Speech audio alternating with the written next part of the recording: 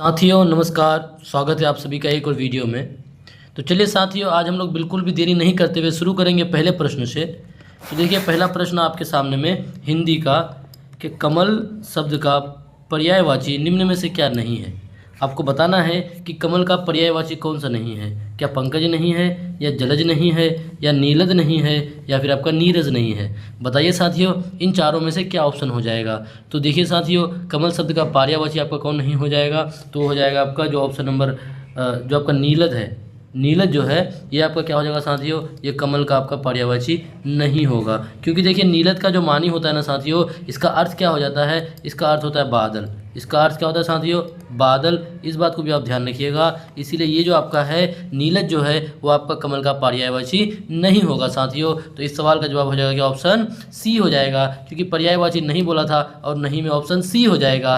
चलेंगे इसके बाद दूसरे प्रश्न में। आप लोग अपना पेन कॉपी लेके बैठ जाएं। देखिए, बहुत इंटरेस्टिंग आज का ये आप सीरीज होने वाला है। आप लोग बस इसी तरह से कंटिन्यू बने रहें। देखिए, अगला प्रश्न है कि वधू प्लस उत्सव शब्द की संधि होगी। देखिए, किसका संधि विच्छेद वधू प्लस उत्सव होगा। क्या साथियों, आपका ऑप्शन ए का होगा, या ऑप्शन बी, या ऑप्शन सी, या ऑप्शन डी। तो बताइए, वधू प्लस उत्सव किसका संधि विच्छेद है। तो देखिए साथियों, जो यहाँ पे आपको दिख रहा है ऑप्शन सी में जो है वधूत्सव जो है आपका ऑप्शन सी में, इसका संधि विच्छेद क्या हो जाएगा, वधू प्लस उत्सव। इसको जब संधि विच्छेद कीजिएगा तो आपका क्या हो जाएगा साथियों, वधू प्लस उत्सव। वधू प्लस उत्सव, तो आपका क्या है कि वधू प्लस उत्सव, ये आपका किसका हो जाएगा, ऑप्शन सी, यानी वधूत्सव का संधि विच्छेद हो जाएगा। तो साथियों, इस सवाल का जवाब आपका क्या हो जाएगा, ऑप्शन सी हो जाएगा। क्या होगा, ऑप्शन सी हो जाएगा। चलेंगे इसके बाद दूसरे प्रश्न में। 2 के बाद चलते हैं प्रश्न संख्या 3 में चलते हैं। बताइए आज का सेशन आप लोगों को कैसा लग रहा है। देखिए, तीसरा प्रश्न आपका, पुरोहित इस पद में संधि है।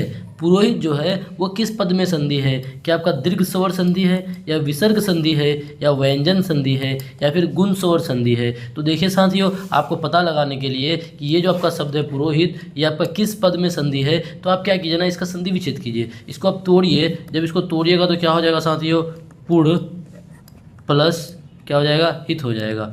पुर प्लस हित हो जाएगा। अब देखिए, अब आप आसानी से बता सकते हैं कि क्या दीर्घ स्वर संधि होगा, या विसर्ग संधि होगा, या व्यंजन संधि होगा, या गुण स्वर संधि होगा। तो यहाँ पे आप देखिएगा साथियों, पुर, तो इसमें यहाँ पे जो आपका देखिए, इसको क्या बोला था, विसर्ग बोला था। क्या बोलते हैं, विसर्ग। तो इस सवाल का आपका जवाब क्या हो जाएगा साथियों, ऑप्शन बी हो जाएगा, यानी ये विसर्ग संधि हो जाएगा। साथियों बोलिए कैसा लगा आपको। इस सवाल का जवाब क्या हो जाएगा, ऑप्शन बी हो जाएगा। चलेंगे इसी तरह से अगले प्रश्न में। बस आप लोग क्या कीजिए, इस आखिरी समय में ज़्यादा से ज़्यादा क्वेश्चन अटेम्प्ट कीजिए। आप जितना ज़्यादा क्वेश्चन अटेम्प्ट कीजिएगा साथियों, उतना आपके लिए फ़ायदा होगा।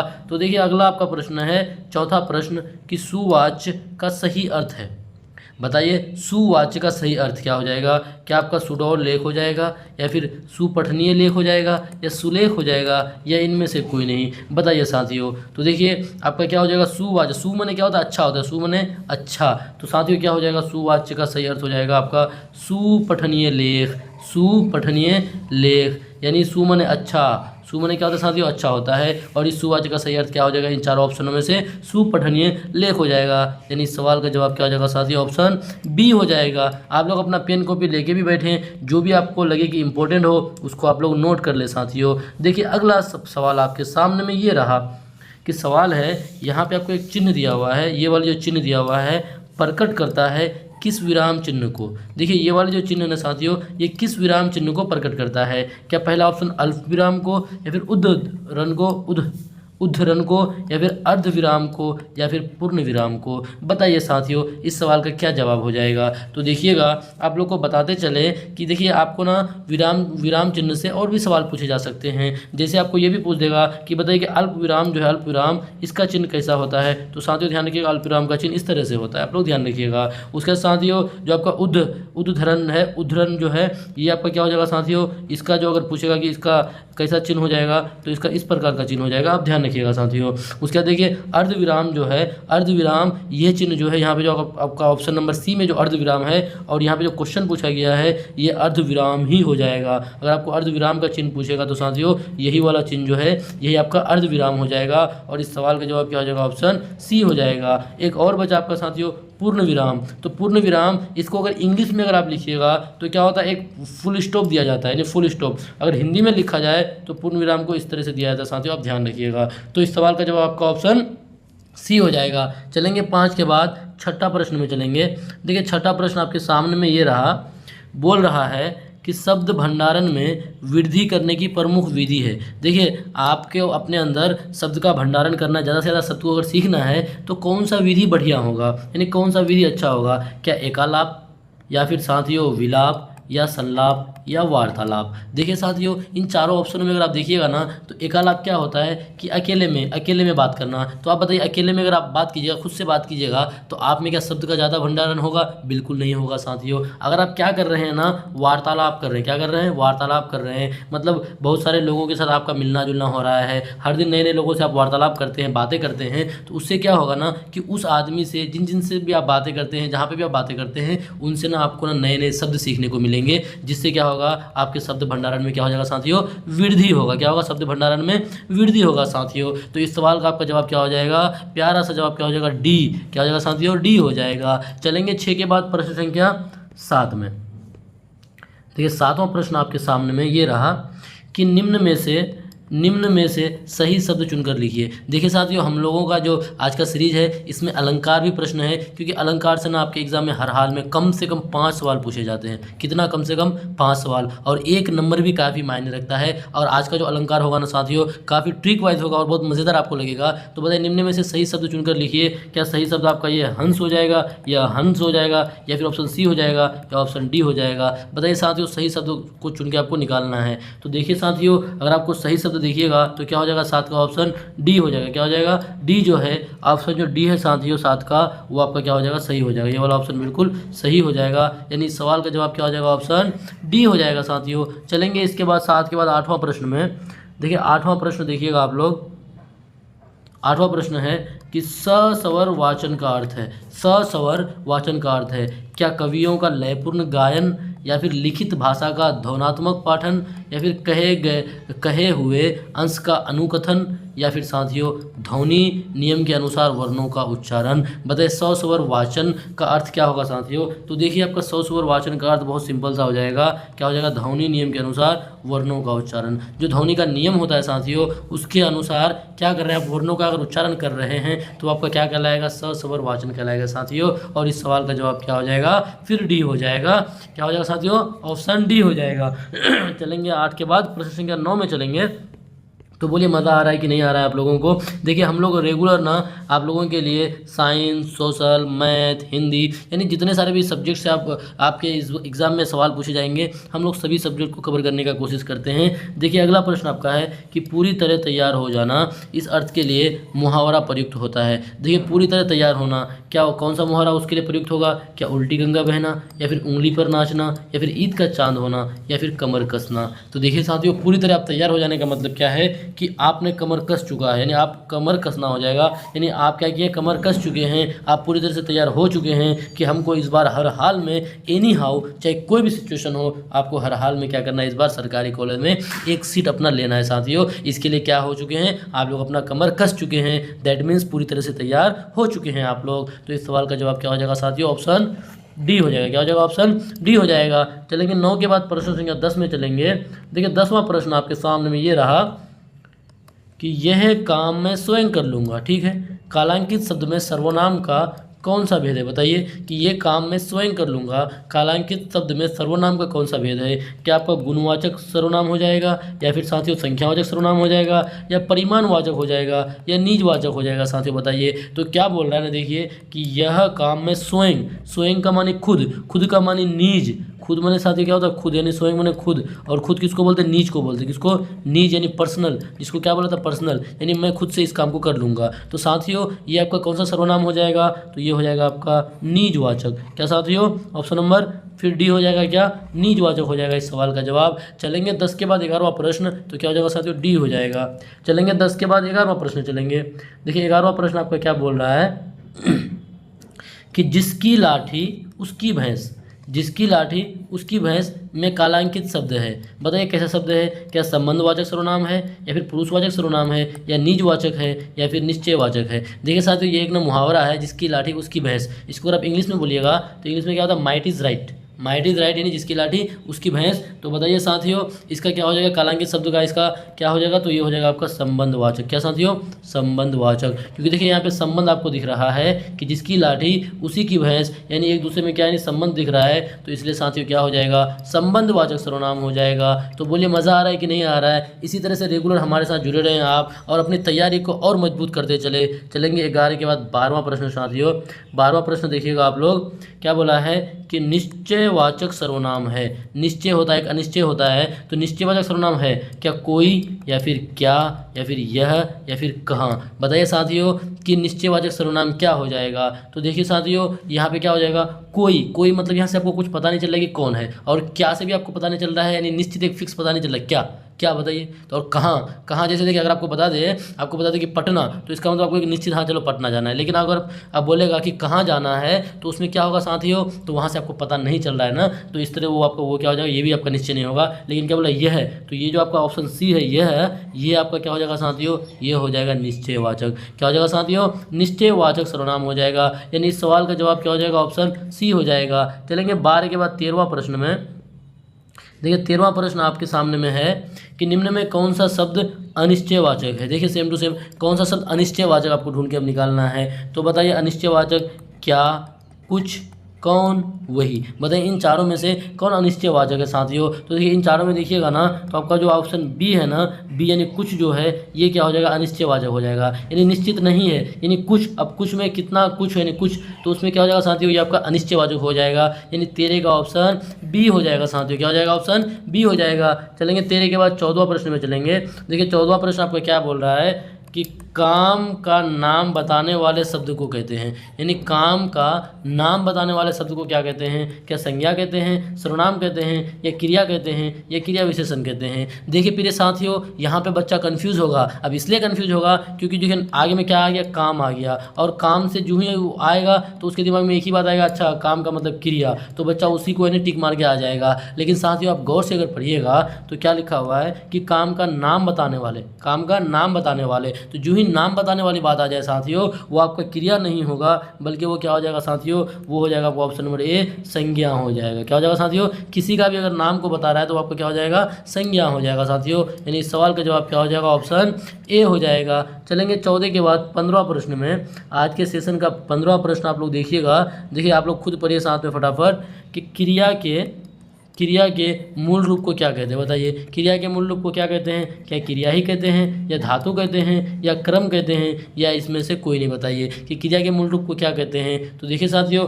क्रिया जो है, क्रिया के मूल रूप को क्या बोला जाता है, धातु बोला जाता है। क्या बोला जाता है, धातु बोला जाता है। आप लोग पेन को भी लेकर के नोट भी करते हुए चले, ताकि आपके लिए काफ़ी इंपॉर्टेंट होगा साथियों। देखिए आपके कॉपी में जो लिखा रहता है ना, तो वो क्या होता है कि उसको बार बार जब आप रिवाइज कीजिएगा तो आपके वो जहन में बैठ जाता है साथियों। चलेंगे 15 के बाद 16वां प्रश्न। और देखिए खुशखबरी ये है कि यहाँ से आप लोगों का अलंकार शुरू हो गया, क्योंकि अलंकार से ना बहुत सारे सवाल बनते हैं आपके एग्जाम में। देखिए अलंकार शुरू हो गया। क्या है पहला कि कनक से दिन मोती सी रात में कौन सा अलंकार है। अब देखिए बच्चा यहाँ पे कंफ्यूज करेगा। क्या कंफ्यूज करेगा कि कनक से दिन मोती सी रात में कौन सा अलंकार है।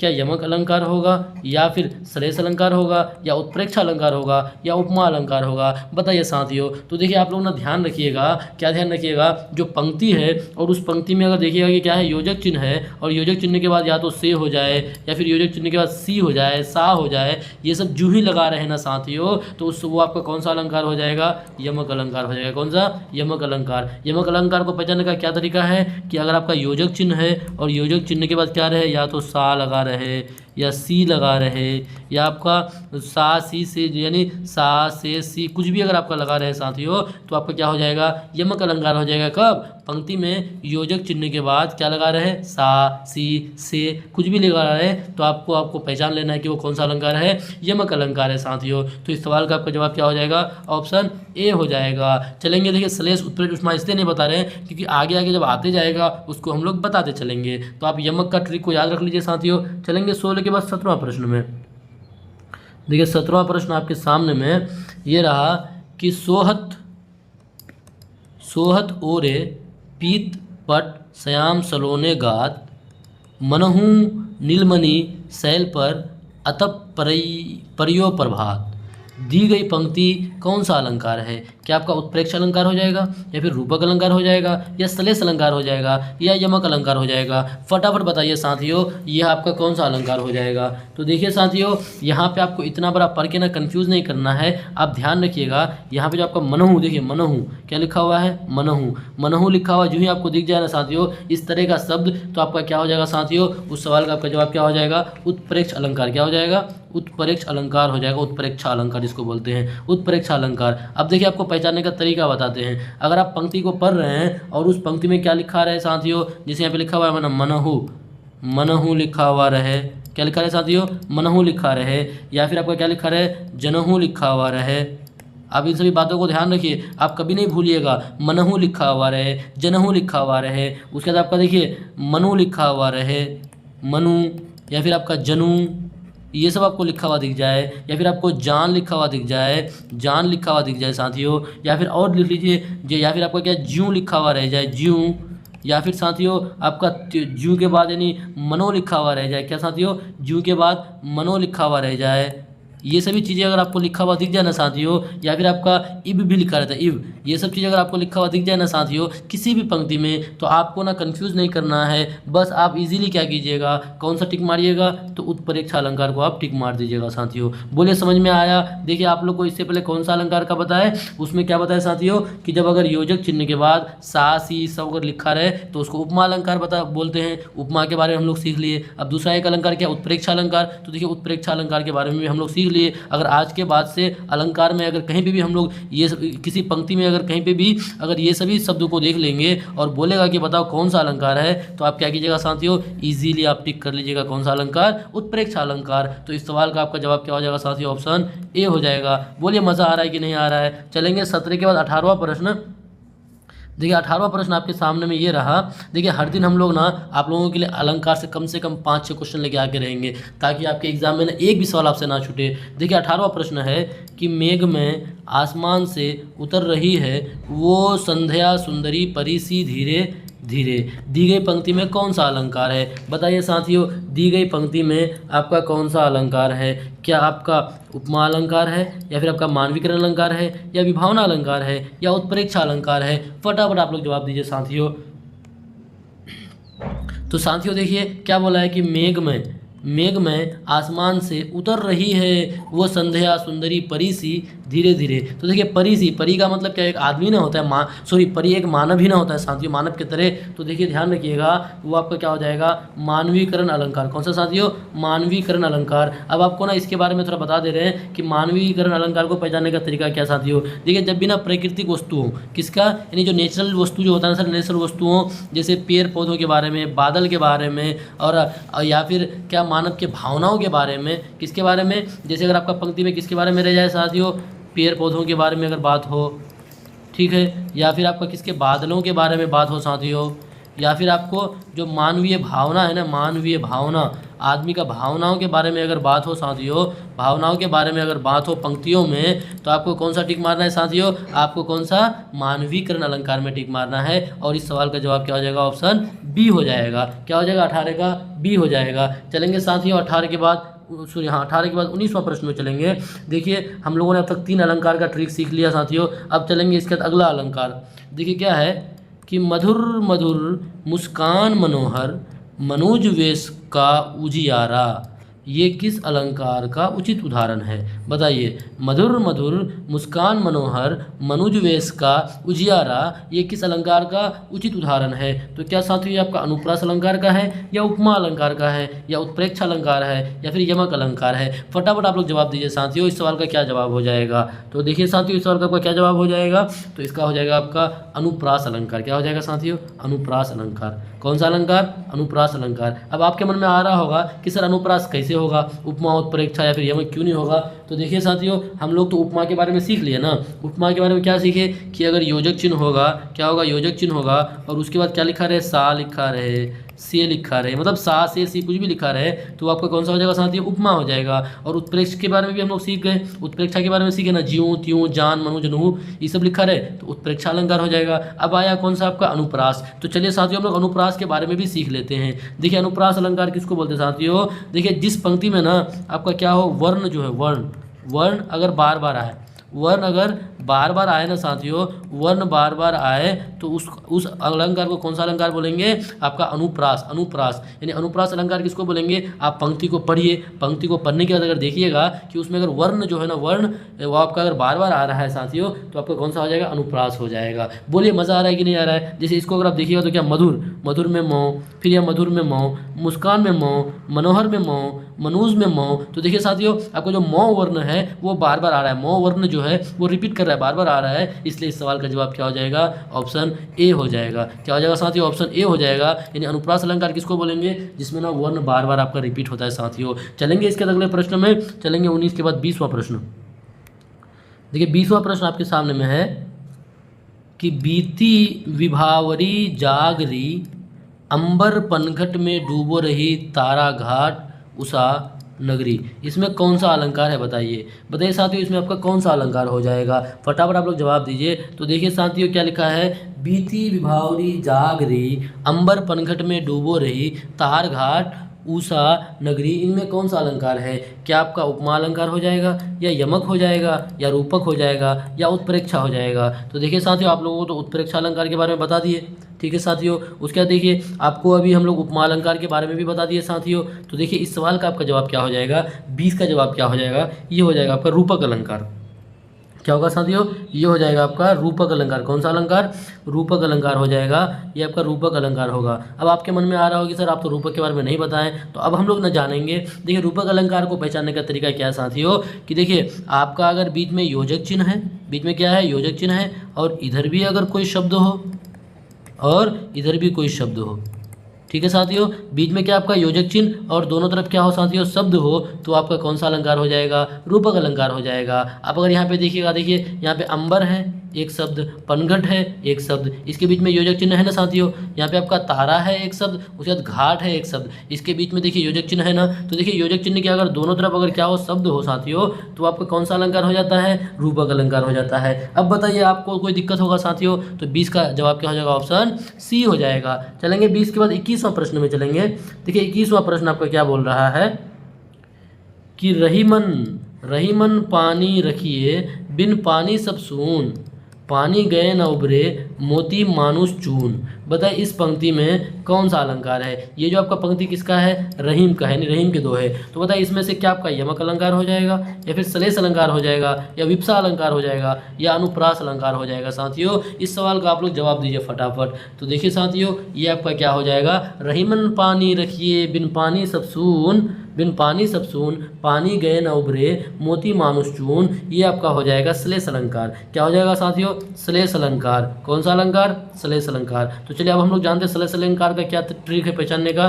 तो देखिए साथियों श्लेष अलंकार क्या होता है, जब आप पंक्ति को पढ़िएगा और पंक्ति को पढ़ने के बाद उससे ये आपको दिखे कि उसका ना बहुत सारा अर्थ हो, यानी एक शब्द के अगर अनेक अर्थ निकल के आए। क्या साथियों, अगर ना अनेक अर्थ निकल के आए, जैसे अगर अनेक अर्थ, बताइए जो भी आपका दोहा होता है उस दोहा का क्या एक ही अर्थ होता है क्या, नहीं ना साथियों। हमेशा दोहा का क्या होता है, बहुत सारा अर्थ होता है। जहाँ जहाँ आप उसको इस्तेमाल कीजिएगा वहाँ पे उसका अलग अलग माना निकलता है। तो अनेक अर्थ जिसका निकल के आए ना साथियों, निकल आए, उसको क्या बोलते हैं, उसको बोलते हैं श्लेष अलंकार। जैसे रहीमन पानी रखिए, बिन पानी सब सून, पानी गए न उभरे, मोती मानुष चून। तो इसका ना सर बहुत सारा अर्थ निकल के आएगा, इसलिए आपका क्या हो जाएगा, श्लेष अलंकार हो जाएगा। यानी इस सवाल का जवाब क्या हो जाएगा, ऑप्शन बी हो जाएगा। क्या होगा साथियों, ऑप्शन बी हो जाएगा। चलेंगे 21 के बाद 22वां प्रश्न।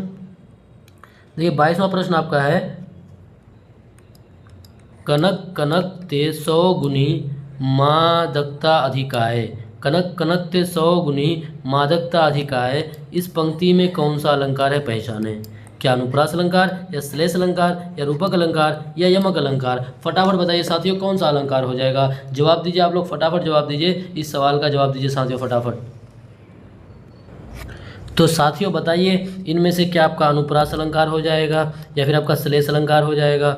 या फिर साथियों आपका रूपक अलंकार हो जाएगा, या फिर आपका यमक अलंकार हो जाएगा। तो देखिए इस पंक्ति को आप पढ़िएगा साथियों। तो देखिए हम लोग क्या क्या जान चुके हैं, हम लोग जान चुके हैं साथियों अनुप्रास अलंकार जानेंगे। अनुप्रास अलंकार में क्या होता है कि वर्ण जो है वो बार बार क्या करता है, वर्ण बार बार आता है। अगर वर्ण बार बार आए साथियों तो आपका क्या हो जाएगा, अनुप्रास अलंकार हो जाएगा।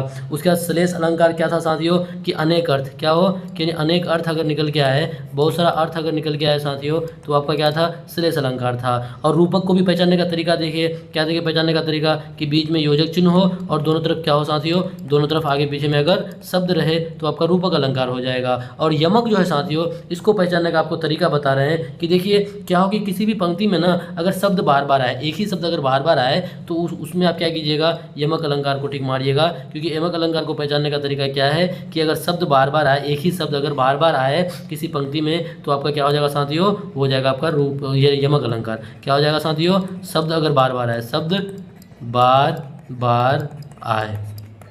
देखिए जैसे आप यहाँ पे अगर देखिएगा, देखिए यहाँ पे कि कनक कनक ते 100 गुनी मद माद कदा अधिकाय। तो यहाँ पे देखिएगा तो आपका कनक कनक कनक कनक देखिए बार बार आया है ना, मतलब एक से अधिक बार आया है तो ये आपका क्या हो जाएगा साथियों, यमक अलंकार हो जाएगा। तो साथियों ये था आज के सेशन का, शायद देख लेते फिर से आगे देख लेते हैं, नहीं है। तो देखिए साथियों ये था आज के सेशन का आपका अंतिम प्रश्न था, आज के सेशन का ये था अंतिम प्रश्न। तो आप लोग बताइए कि आज का सेशन आप लोगों को कैसा लगा साथियों। हम लोग आज टोटल 22 प्रश्न लेके आए, 22 प्रश्न आपको कैसा लगा। देखिए इसी तरह से अगर आप लोग जुड़े रहेंगे हमारे साथ तो हम लोग रेगुलर आप लोगों के लिए मेहनत करते रहें साथियों। बस आप लोगों को अपना मेहनत को रोकना नहीं है, अपनी तैयारी को कंटिन्यू रखें और हर हाल में आप लोगों को सरकारी कॉलेज में एक सीट लेना है साथियों। बताइए आज का अलंकार का टॉपिक आप लोगों को कैसा लगा, मज़ा आया कि नहीं आया। इसी तरह से हम लोग रेगुलर आप लोगों के लिए ना वीडियो लेके आते रहते हैं। बस आप लोग कंटिन्यू पढ़ते रहिए और एंजॉय करते रहे साथियों। फिर मिलेंगे अगले वीडियो में, जब तक के लिए बाय बाय, टेक केयर।